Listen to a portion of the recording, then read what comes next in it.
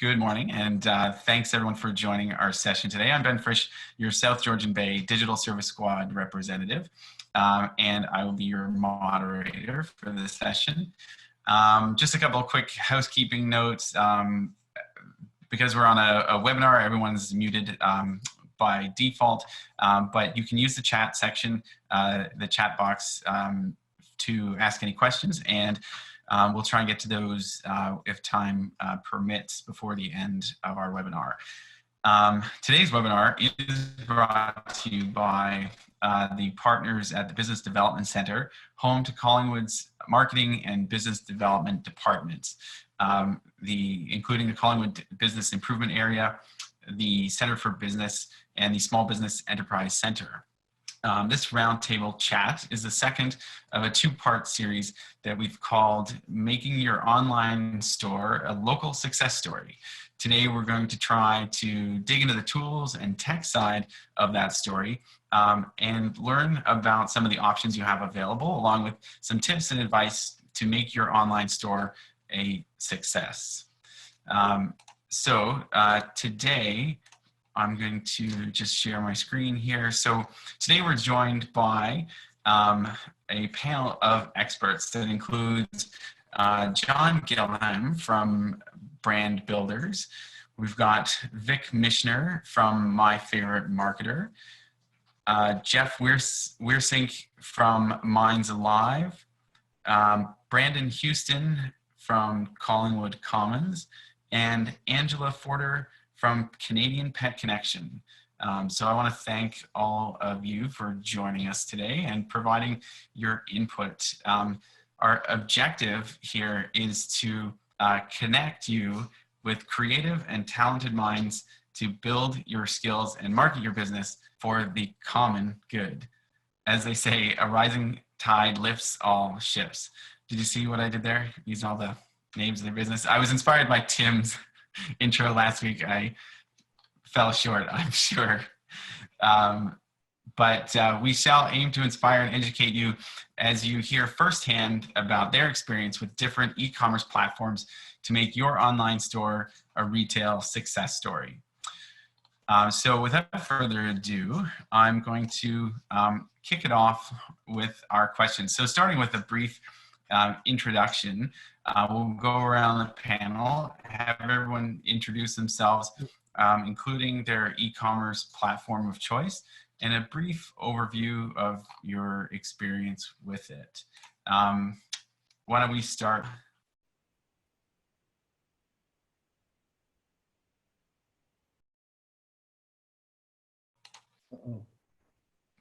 Oh, Angela, you want to kick us off? Yeah, sorry about that. I was freezing up again. Thanks, Ben. So I'm the marketing and e-commerce director for Canadian Pet Connection. We are a small pet supply retailer located in Meaford, and we've been in business for about 30 years. We've been in Meaford for 3 years. We were previously in the Oakville area. I also mentor small businesses and a lot of startups sort of around the globe who are looking to get into e-commerce and aren't really sure where to take their business, how to do that. Our business, Canadian Pet Connection, is divided into wholesale, distribution, brick and mortar, and e-commerce now becoming sort of our biggest division, which is why we moved up to the Meaford area. We didn't want to have the expenses of operating in the city while we focused on growing the e-commerce section of our brand. And my preferred platform is WordPress combined with the WooCommerce plugin. I have worked with a number of different e-commerce centric platforms over the last 6 to 7 years. And I really prefer the versatility, the SEO, the functionality, and the customization of the WordPress platform. Great. Vic. I guess we have a second vote for WooCommerce here. My name is Vic Michener. I run My Favorite Marketer in Meaford. I started developing websites in the late 90s, basically as soon as Meaford came online. And back in 2005, I set up a very basic e-commerce site for my brother-in-law who started an online gourd sales business. Don't ask any more about that. We customized that over the years, and I used the same programming a couple of years later to launch online shopping for Jolly's Farm Toys in Meaford. Worked great for a number of years, but when a young guy in Arthur, Ontario, bought the company in 2014, I downloaded WooCommerce for the first time, and I quickly saw how powerful and flexible it was. Since then, I've worked with implementing it and customizing it for clients, selling everything from antiques to footwear, industrial equipment, and pet supplies. Angela. Basically, once you've set up WooCommerce, you have a fully operational online store that you can easily maintain and manage on your own. And I'll just say ditto on many of the other features that Angela mentioned. Sweet. And Jeff. So I'm Jeff from Minds Alive. My wife and I have had Minds Alive for 17 years now. And 10 years ago, we started in Collingwood. And probably about, I think 6 or 7 years ago, we were looking to update our point of sale system. And a big factor in choosing Lightspeed is that it had live inventory with our website. So, you know, if a website said we had inventory, we actually had inventory versus kind of uploading back and forth. As well, at the time, it was one of the few software systems that would allow multi-stores, so we could check the inventory in both stores and transfer inventory back and forth between stores, and the live inventory on the website. And that's really why we chose Lightspeed at the time. Perfect. And John, why don't you tell us about yourself? Perfect. Yeah, thanks, Ben. So I run a handful of online businesses, two of which are Shopify e-commerce sites. Reason why Shopify has been sort of the platform of choice in my world has mainly been due to the sort of ecosystem around it from the standpoint of developers if you need help, and plugins to help sort of accelerate a site's growth. And so that's sort of the commoditization of the skill set needed to work on a Shopify site has been pretty handy in sort of efficiently operating a couple sites. We also help e-commerce sites get started with another business called Brand Builders, where we work with WordPress and WooCommerce or Shopify. Great. And Brandon.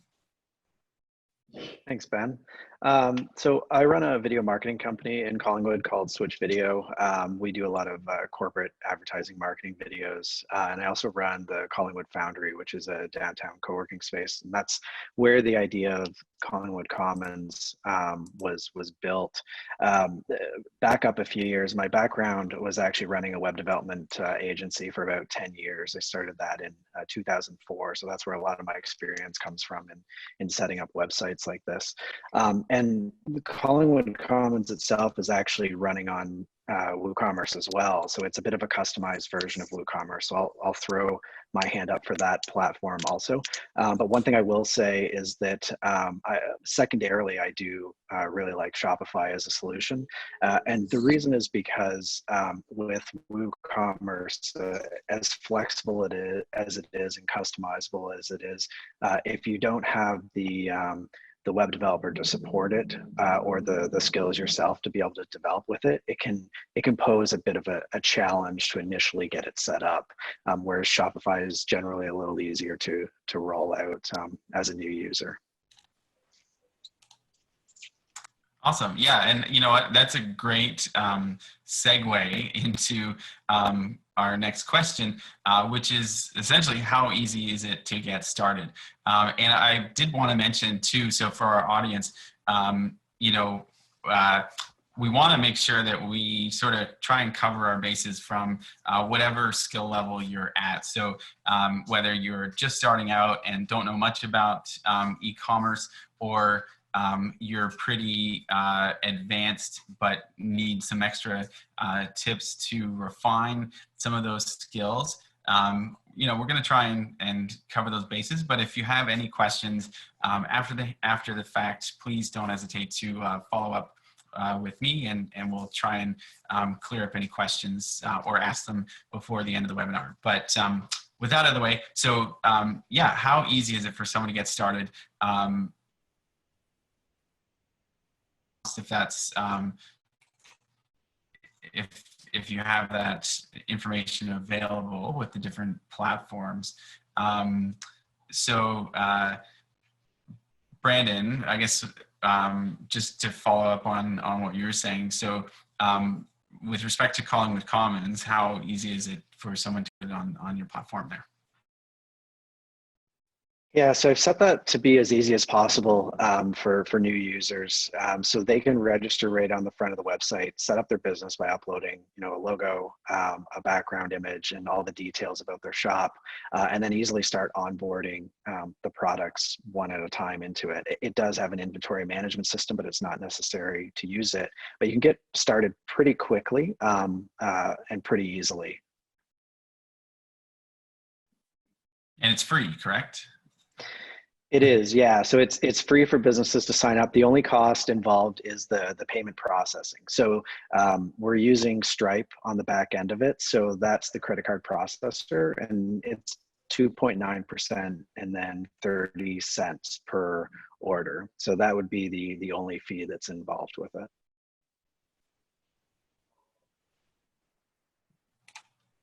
Great.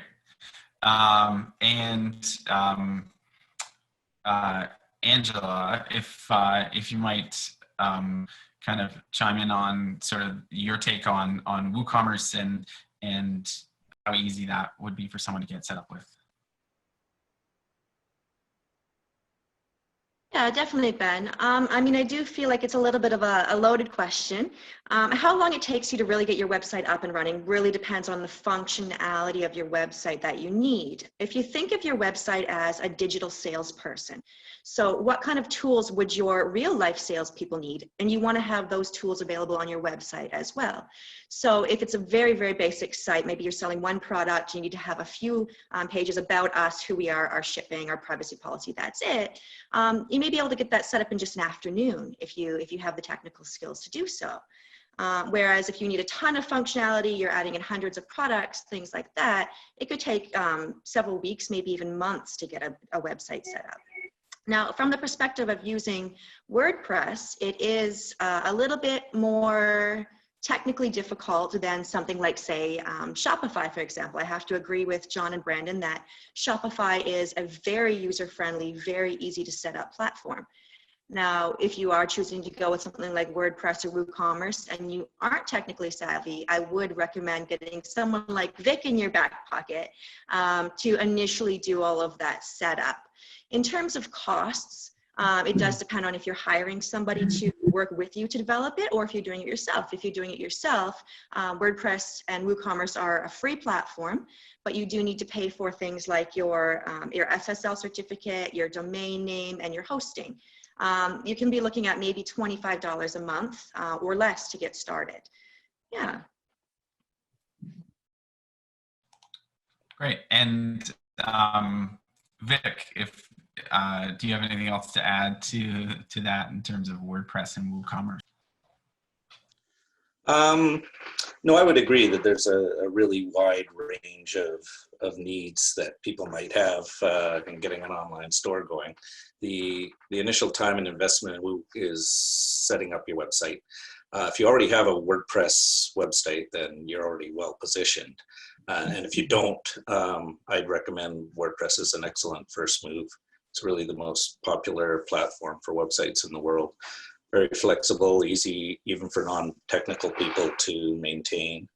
WooCommerce plugs into that, and out of the box, it pretty much has everything you need to open an online store.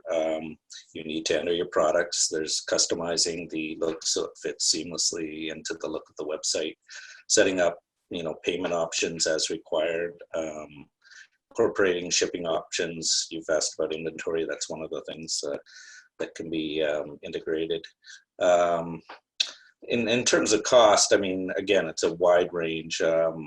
When stores were forced to close their doors recently, I worked on putting together some packages. And if you were adding WooCommerce to a WordPress site that was already set up, including some design customization, some initial product entry, and one-on-one instruction to make sure you can take control, I put that in the $400 to $900 range during this time. As I say, beyond that, elaboration, what you're trying to do with your website and your online store.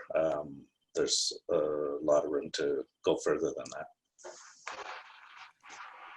Great. And Jeff, what about Lightspeed? Yeah, I think, you know, it sounds like my scenario is a little bit different than some of the other people because we're not just online. You know, we're primarily in store, and I think Lightspeed is. I know even back when we looked at things, Shopify was just e-commerce. It wasn't in store. I think it's changed now that they've just come out with a POS system for in store. So that's really why we started with Lightspeed, and I think for them, you know, the e-commerce wasn't as good maybe as some of the other ones, but it was good enough for us to start with. It's really, and like everybody has said, it seems to be limited in terms of customization. It's really easy to set up. Like it really, you know, you've got the template, you put your logo in, you put some pictures in, you know, you link your Canada Post to it, you link your payment provider to it.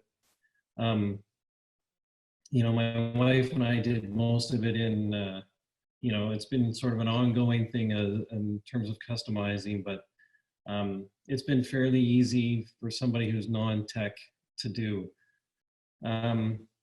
In terms of cost, the basic Lightspeed package for in-store is about $200 a month. And then if you add the e-commerce solution, it's about another $200 a month. So then you know, that's got you in-store and e-commerce. The thing to watch is it doesn't come with everything. So, you know, if you wanted to do gift cards online, well, that's another little bit more. If you wanted to do a loyalty program, well, that's another few dollars a month. So there's all these extra add-ons. On the flip side, though, they did offer, and I think they still do offer, a pretty good starter package. So if you are in store and you wanted to do in store and online, if you sign up for a couple of years, you'll get a discount. Plus, I think they'll throw in some hardware. So, you know, if you're starting a business, they'll throw in the cash desk and a scanner and a printer and have you ready to go. But yeah, you know, you're probably looking for you know, $400 a month gets you in the store and online. Yeah. Great, thanks. And John, if you tell us about Shopify and your experience with kind of ease of use for people getting started. Sure. Yeah, I think when it comes to ease of use, it comes down to, you know, a few components in terms of the capabilities of the person that's trying to set it up. The big one is availability of content. And so if there's already sort of images and product images, product descriptions to be used, already created, and then you know, what level of standard you're wanting to get your site developed to. Assuming, you know, someone's capabilities are in the neighborhood of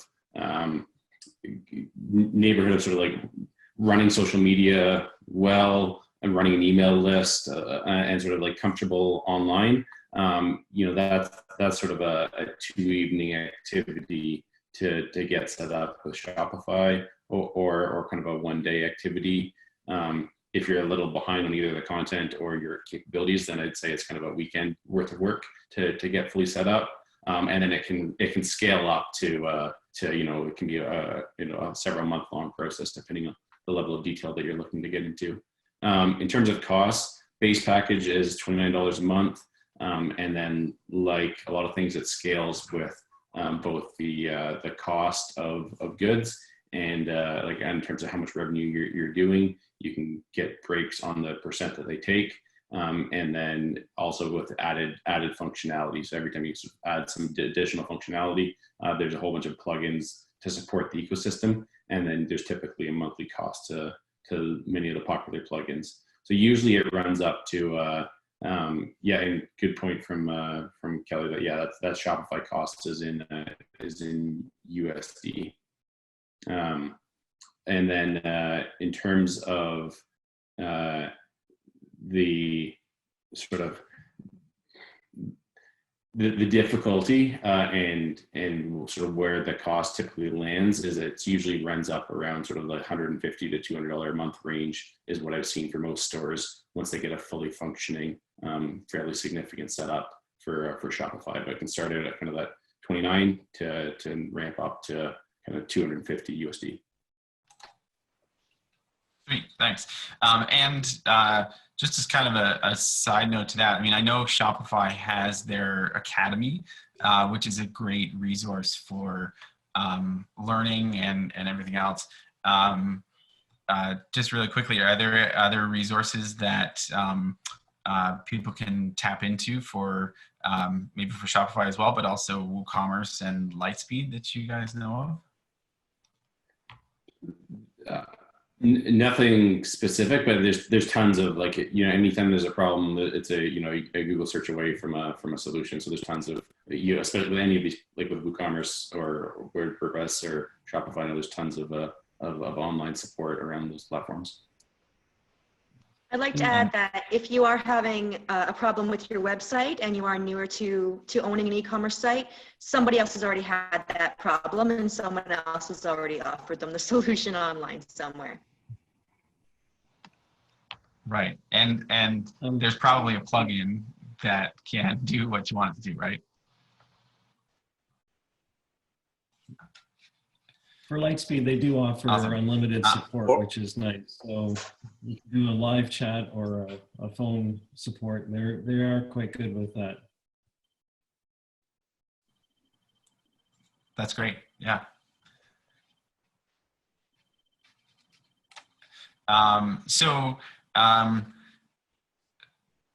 As a platform, I mean, knowing the pros and cons, the functionality and limitations, who might you recommend your like these platforms for, or on the flip side, who might you not recommend the platform for? Like if depending on the type of business maybe, or the functionality that someone might be looking for.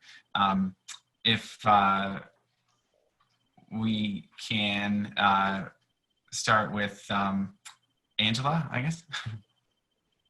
Yeah, definitely, Ben. Well, I'd like to say that I would recommend WordPress to absolutely everybody because I specialize in SEO, and from an SEO, especially technical, for those of you who don't know, SEO means search engine optimization, which very basically means optimizing all of the content on your website so that you rank high in search engines, which then drives more traffic to your website, which is a good thing. And so from a SEO perspective, I found WordPress to be have the most versatility, the most functionality. However, I do recognize that there are a lot of generations that aren't as tech savvy, and WordPress could be very overwhelming and difficult for them. So if you are just looking for a very basic e-commerce website, you're primarily focusing on e-commerce, you're maybe not focusing so heavily on things like blogging and stuff like that, Shopify is a really good option, and it does have really, really excellent tech support as well. They're very, very willing to help you out. Nice. And Vic, anything to add to that? Yeah, I think if you already have a WordPress website you're happy with, there's pretty much no question. WooCommerce is by far your best choice. If you have a non-WordPress site or don't have a website at all, field's more open with Shopify, etc. I would still recommend WooCommerce for a number of reasons. I think you have more control with it in terms of customization and making sure the e-commerce experience is exactly as you want it. Question you mentioned, yes, there's probably a plugin for everything, and if there isn't, you can often do customizations that can take care of whatever little thing you're trying to do. You also keep control of your site, because if you do decide to move away from a third-party platform, you'll need to start from scratch. That's fine if you're happy with where you are, but you know, who knows what happens down the road. In terms of taking payments on WooCommerce, you can do set up things however you prefer, including, you know, COD, PayPal, credit cards. You can process offline, like via your merchant terminal, POS, or credit cards authorized and paid directly through the website. And same goes for delivery from curbside pickup to shipping. The options are open, so it's versatile in, you know, no matter what kind of online sales you're trying to do. If it's something you're just getting started with locally, or if you're selling nationally or internationally. Great. And Jeff. Yeah, I think, you know, Lightspeed certainly has its limitations, you know, in terms of customization and what the website's going to look like. But I think for us, it was easy to use, and you know, and we have a lot of products online. Like we probably have 4,500. We're getting close to 5,000 SKUs online, and I'm not sure, you know, how the other ones would work for that. And just to manage it, it's, you know, we throw it in the retail side, and it shows up. You know, we have to add the pictures online, which takes about 5 minutes per product to by the time you add the pictures and the dimensions, and then you're done. So you know, it does have limitations in terms of what it looks like, but I think for us, it's just kind of easy. And honestly, the online part is secondary for us. You know, if all we were doing was online, then I probably wouldn't use Lightspeed. But as a combination, sort of the omni-channel idea, I think that's what works for us, especially with the number of SKUs we've got. Yeah, that's great. That's a really good point. John, same question to you. Sure, yeah, so all I do is online. So I you know, some of the considerations that I'm sure a lot of the attendees have in terms of inventory connection, I'm not, you know, the best to answer that. In terms of who would I recommend it to, or what would I recommend someone to use, if like Vic said, if they already have a WordPress site that they're comfortable handling, then going the WooCommerce route certainly makes sense. If they don't have anything set up, then you know, Shopify makes it very hard to break their system, and so it makes it easy to kind of get it set up, and removes a lot of the fear, because it puts up some pretty significant guardrails to not have you kind of totally mess things up on your site, which is a little bit easier to do with WooCommerce. So if somebody hasn't set up a site, then I think Shopify is pretty easy. If somebody already has a WordPress site, then definitely WooCommerce. Sweet. And Brandon. Yeah, so the idea behind the Commons was to help any businesses that didn't currently have any type of e-commerce capabilities. Now it's grown a little bit where we can now link it out to your e-commerce store as well. But the best fit for the Commons is anybody that's currently not in the e-commerce space, or is just kind of getting on board and testing it out. And this allows them to easily get a few products online and start making online sales, and kind of getting used to the idea before moving on to a fuller system like WooCommerce or Lightspeed or Shopify. That's really the best fit for it. Now, the one thing I'd mention is the biggest benefit on the Collingwood Commons is its multi-vendor capabilities. So effectively, everybody who's onboarded as a shop on Collingwood Commons is able to sell their products with other vendors in the space as well. So a customer could come online and purchase products from 5 different vendors with a single checkout, and it makes it nice and easy and simple for the user side of things. So that's the only other real benefit that I would say, versus having your own e-commerce platform. When you're dealing with large inventory, like Jeff, you definitely want your own e-commerce system in place. What I've said for vendors that have been interested in coming onto the Commons is, you know, maybe put 1 to 3 of your top products on, but it's not going to replace an existing system that you have. Yeah, that's great. And you've been awesome with the transitions here, and because that's essentially, yeah, my next question around managing inventory. So yeah, essentially, I mean, Collingwood Commons is a great place to get started, you're saying, and but if someone has a great deal of inventory and they want to really manage that and maintain that, you might recommend another platform. But John, I was going to ask you too, with regards to running just an online store. You don't necessarily house inventory, do you? No, vast majority of customers are US, and so we have a warehouse or a third-party logistics company in the US that handles all of our sort of receiving of shipments and then shipping out of the pick and packing of sending out each order for each customer. So yeah, we don't handle any of the product ourselves. Right. And so was that a relationship through Shopify, or you had that relationship prior to that?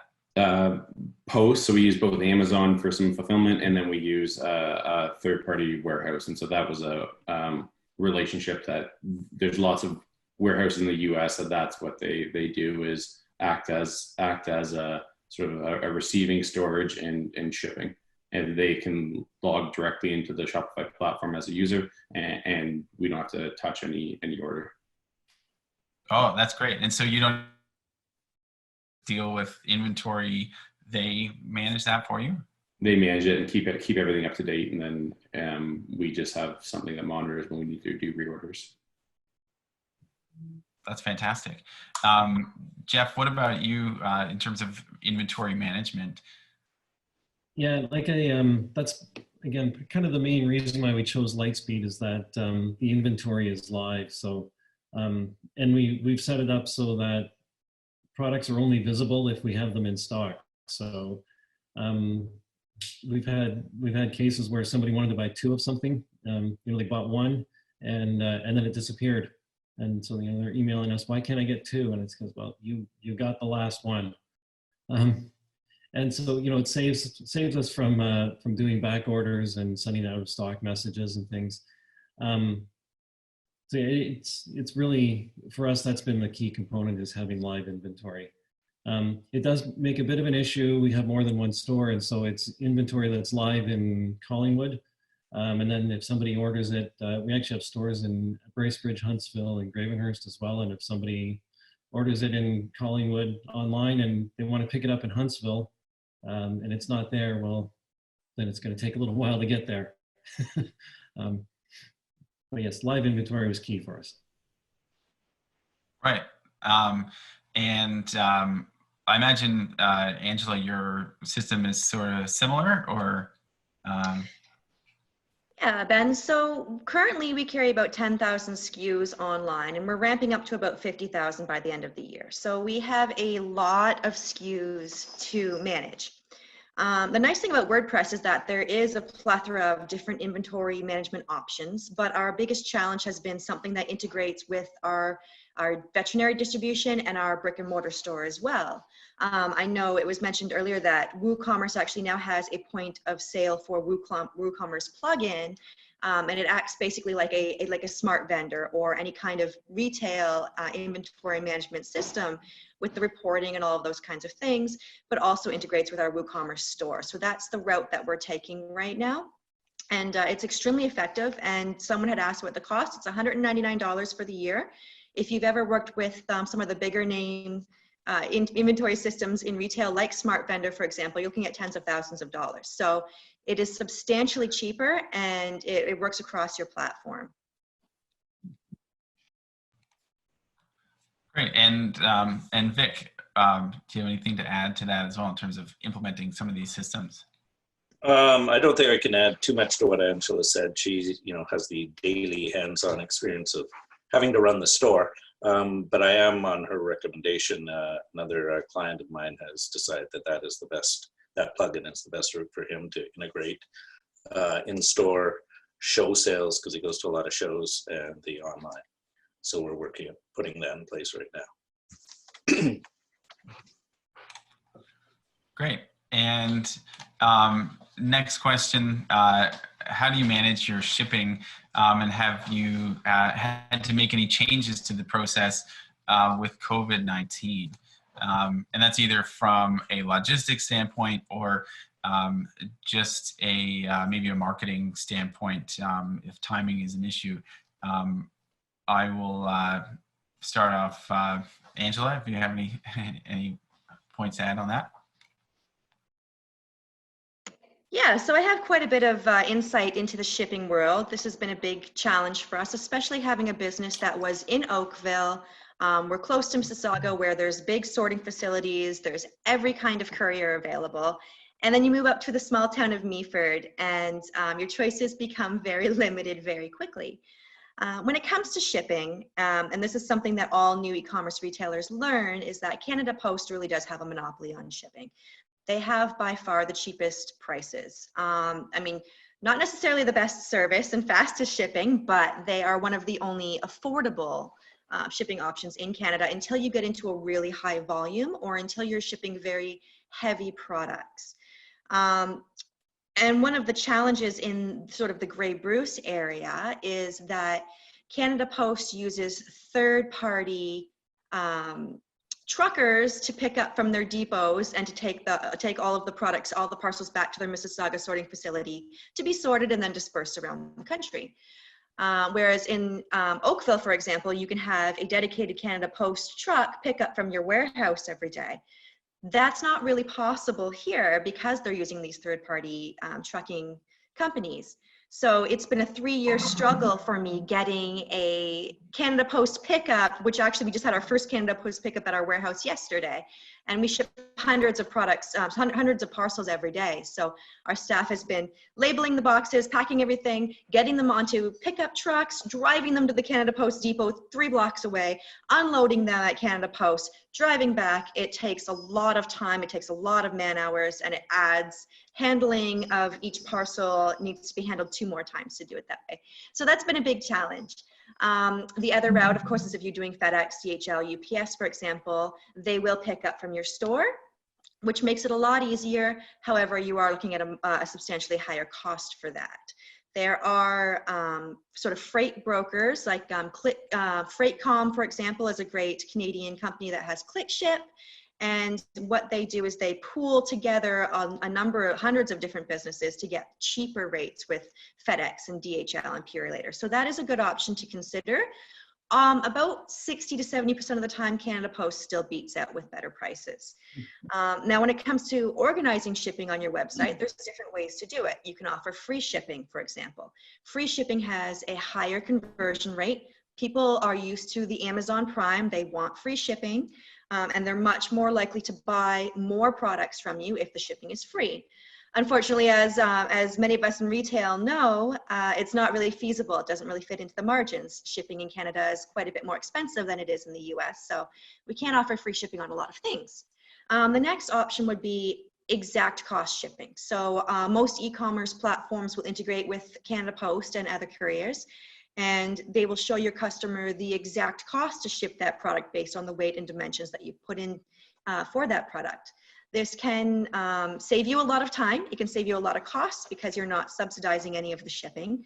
However, it can be a deterrent for customers because shipping is very expensive. And when they see how much it actually costs to ship that package, they may want to go elsewhere rather than shopping online. The third option is what's called weight-based or flat rate shipping, and that's what I do. So for example, for a package up to 10 pounds, shipping is $7.99.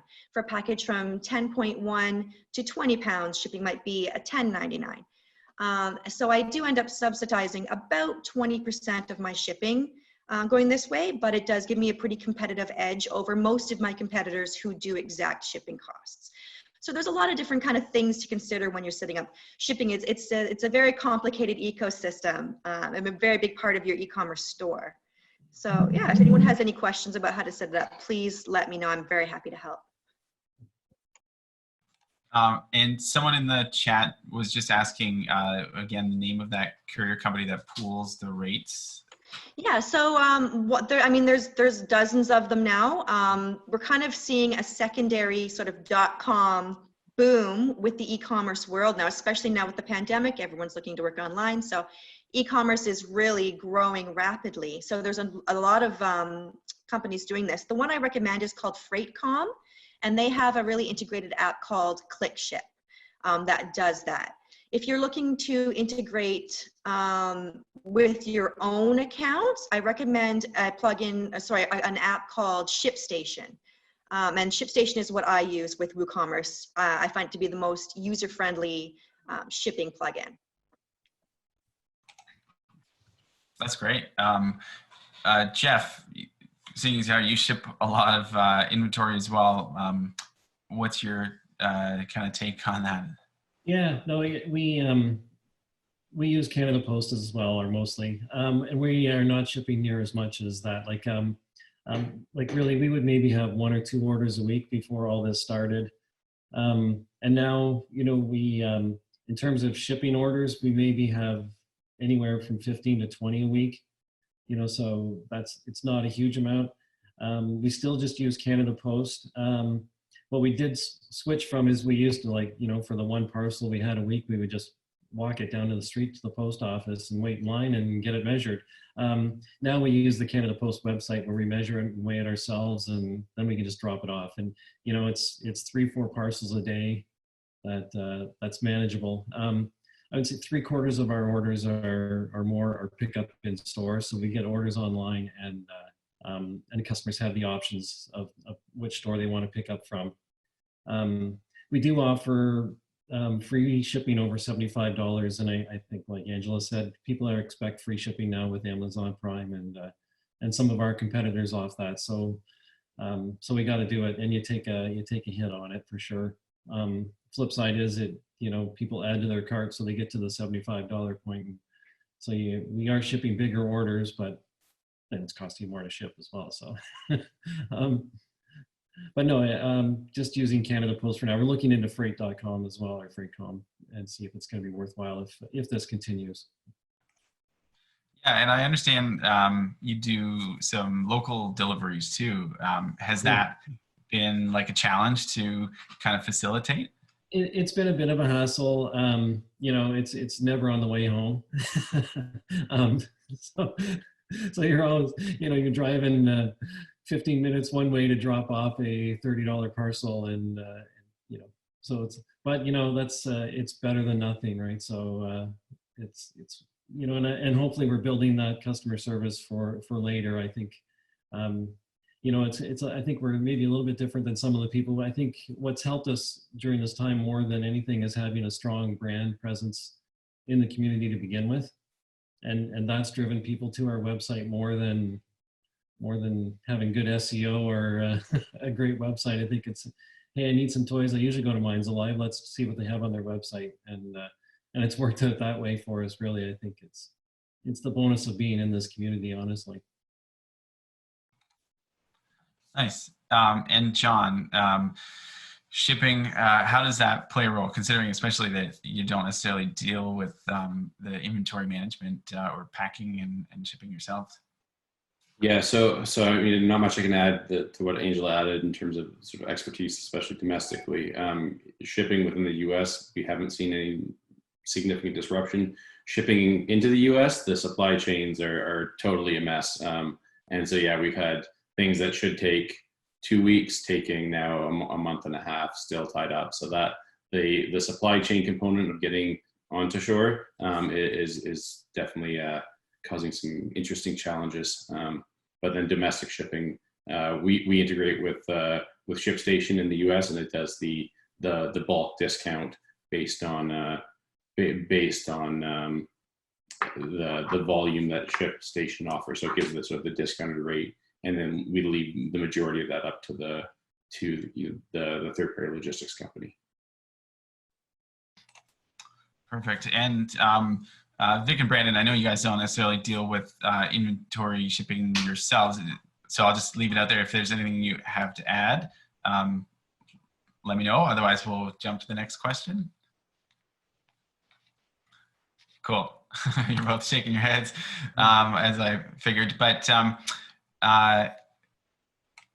we want to talk about some potentially some marketing methods or strategies that maybe you've used or you've seen people using to promote their e-commerce stores, especially right now with COVID-19. We want to try and give people some inspiration, ways that they can drive traffic to their stores. Brandon, do you have any thoughts on that, even things you've seen? Yeah, I think what I've seen most effective lately is just selling through Facebook and Instagram. I mean, Instagram's rolled out the capabilities of being able to sell directly through their platform, which has been fantastic. I've seen a lot of things happen on that. And then on the Facebook side, if you are using a platform like WooCommerce, there's actually a plugin that allows you to set up your catalog automatically on your Facebook page as well. So that's working quite well also. WooCommerce also has a plugin for Google as well to post your products to Google Ads for paid listings. So I think the biggest traction I've seen is probably on Instagram. I haven't paid too much attention to Pinterest to see where that's at, but I know Instagram's been the one that I've seen to be probably most effective. Nice. And Vic, any kind of marketing strategies that you might tell us about? I think, you know, SEO is your base that you have to have in place, and that's going to bring organic traffic in. WordPress is built to help people find you and your products. Email marketing, capturing names of customers or potential customers, and giving them something of interest. You know, sales stuff is great, but giving them how-to information if you can over time, once they've opted in. I'm learning about some good integration that Angela's using, that she's dealing with daily. Google product feed, which basically takes your product, integrates your online inventory with Google's shopping and shopping ads platform. So it basically automates it. And another thing is abandoned cart functionality through MailChimp is one option. So if someone has shopped, put everything in the cart, and then decided to hold off for whatever reason, give them a little reminder shortly after and remind them to come back.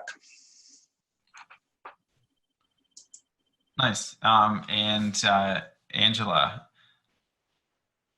Yeah, to build on that, I know you asked about in light of COVID-19 sort of specifically. I know I said earlier, think of your website as your digital salesperson. So what we've been able to do is actually leverage that we already have this e-commerce site built and turn it into sort of a window shopping experience for locals. We offer free delivery from everywhere from Owen Sound all the way through to Collingwood. We have a free delivery code that you use at checkout, and we've been very actively promoting that through both free and paid digital advertising online through Facebook, specifically Instagram, email marketing, and customers love it. They can go online, they can still shop all of the products that we have. They're still supporting a small local family-owned business, and the products are delivered right to their door when they want them to be delivered. So it's been working really, really well. And from a brick and mortar perspective, we also have a lot of customers who still want to shop retail. So we have a table set out, we have a wireless doorbell, we have our debit machine right outside the door, and customers come up to the door, they tell us what they want, we get a basket, we get everything together, and we bring them to that front door so customers can look at the products before they make a purchase. But we're finding a vast majority are going to our e-commerce site first to see what kind of products that we have available. So that's been a really helpful tool during the pandemic for us. Great. And John, do you have any sort of marketing insights and tips you want to share with us? Yeah, in terms of, you know, I think the purpose of this chat was in part we talk about the tech setup. You know, I think the biggest thing beyond, like, you know, almost any tech setup will work, but the biggest thing is getting the traffic to try and get sales. And in light of COVID, you know, what is currently being effective, and it's a lot of shorter term activities that are being effective right now in terms of either using a list that you already have or social, and certainly the activity level that's happening on social networks is increased greatly, and that's both like on a hyper local level in terms of like calling with specific groups and on a global level. So I think anything that you can already have developed that you can leverage in terms of whatever your audience is on social or your audience via an email list, those shorter term channels are where a lot of people are finding success right now. You know, a lot of anything that can tie into you know, a congruent giveaway with you know, the current situation plus your brand has been some pretty effective strategies that I've seen people deploy. Awesome. And Jeff, have you guys been marketing, or have you seen any great marketing examples? So yeah, I think, you know, it's kind of two different things. We've got marketing to sort of our customers already. So that's marketing on Facebook and Instagram, doing more Facebook ads, trying to get new business. You know, we obviously the websites, we try and SEO things as much as possible, doing more Google AdWords to try and advertise the things that people are looking for. Puzzles have been a hot commodity as in some games. So, you know, do AdWords around what is trending. The latest thing we're going to do is we're doing some radio with the Peak FM, you know, and I think just trying to get some different sources as well.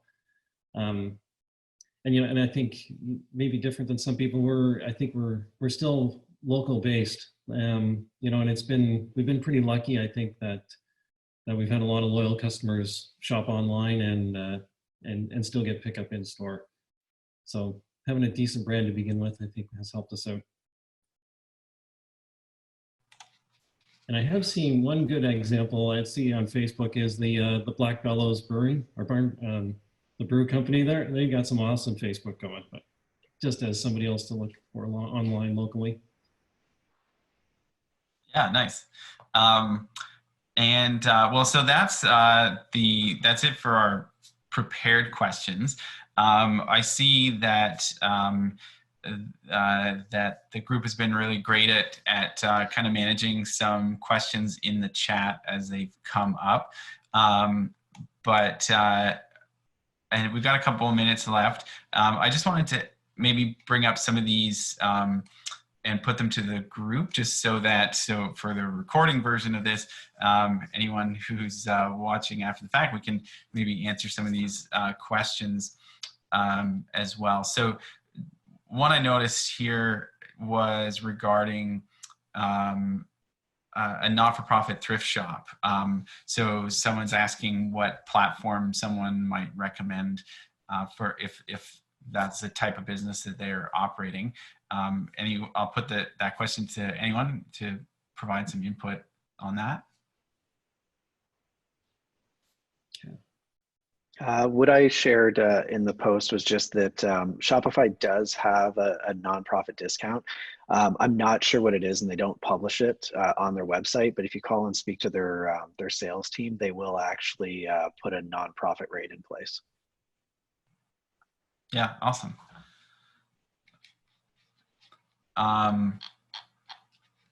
And a more recent question here about ClickFunnels. So someone's asking, you know, they've heard a lot about ClickFunnels. Is it a tool that works with helping to drive traffic to your website? Does it work with other platforms such as WordPress? Does anyone have any thoughts, input to add to that? It would be a platform. So depending on what it's usually used more from an information product selling standpoint, or sort of a free plus shipping products to try and build a list with paid traffic is kind of the model that gets used within ClickFunnels. If it's an e-commerce solution that someone's after to sell physical products, it's probably not the right setup, but could be used, but probably wouldn't be the way to go. And like Angela wrote, I'll let her say, because I totally agree with what she shared as well. Yeah, I can add a little bit on that. Now there is ClickFunnels software, which makes sort of the strategy possible, but ClickFunneling is about sort of automating the entire sales process. You want to give you want to have control over the sales process. So a click funnel might look like starting off with a Facebook advertising, driving a customer to a specific landing page on your website because you're trying to sell them just that one particular product, and then driving them through to an add-on to go that product and right through to the purchasing process as quickly as possible. So it's sort of a strategy for selling specific products, if that makes sense.